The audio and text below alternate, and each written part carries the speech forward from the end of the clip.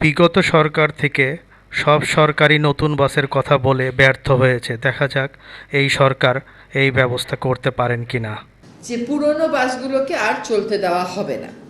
চায়নার খুবই বিখ্যাত এবং ওয়ার্ল্ড র্যাঙ্কিংয়েও বেশ হাই ন্যানজিং ইউনিভার্সিটির 3জন সম্মানিত প্রফেসর এসেছেন এবং আমি চাইনিজ অ্যাম্বাসেডর মহোদয়কে একদিন অনুরোধ করেছি, উনি 1 মাসের মধ্যে এই ট্রিপটা অর্গানাইজ করে দিয়েছেন। সেই জন্য I thank the Chinese embassy very much. আমরা তাদের সাথে কথা বলে একটু বুঝবার চেষ্টা করছি যে আমরা কিক অফটা কেমন করে করব, শুরুটা কোথা থেকে করব।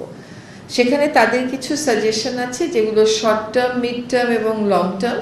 সবচেয়ে বড় কথা যেটা আমরা বুঝেছি সেটা হচ্ছে, এটার আমরা আগেও বলেছি ওভারনাইট কোনো ফিক্স নাই, কিন্তু কাজটা তো শুরু করতে হবে। আপনি যেদিকেই যাবেন ঢাকা শহরের দেখবেন রাস্তার চতুর্দিকে নির্মাণ সামগ্রী ফেলে রাখছে। যে রাস্তাতেই যান ঢেকে নির্মাণ হচ্ছে এরকম কোনো রাস্তা আসলে পাওয়া যাবে না। তো আর বায়ু দূষণের সূত্র তো ভিন্ন ভিন্ন, ফলে আমাদের কাজটা মিনিস্ট্রি এবং ডিপার্টমেন্টের রেগুলেটরি ইন নেচার, কিন্তু যারা এই বর্জ্য ব্যবস্থাপনা, রাস্তা বানানো, গাড়ির দূষণ কমানোর বিরুদ্ধে ব্যবস্থা নেওয়া, এই মন্ত্রণালয়গুলো এবং বিভাগগুলোর মধ্যে সমন্বয় সাধনটা খুবই জরুরি। সারফেস কাভারিং, যেটাকে আমরা বলছি জিরো সয়েল, এখন এই জিরো সয়েলের কাজটা আসলে আমরা শুরু করে দিয়েছি।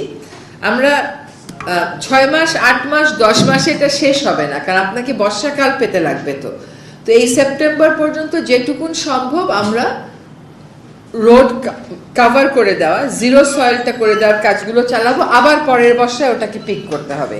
আরেকটা হচ্ছে বিআরটি এর সাথে মিলে আমরা যৌথভাবেই ঘোষণা দিয়েছিলাম যে পুরনো বাসগুলোকে আর চলতে দেওয়া হবে না।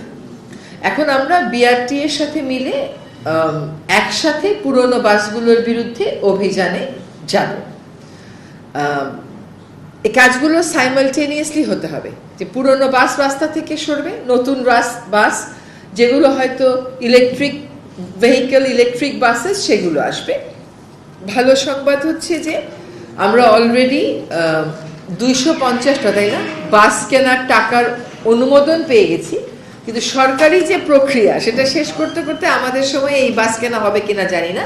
But the good news is যে এটার অ্যালোকেশনটা আমরা পেয়েছি।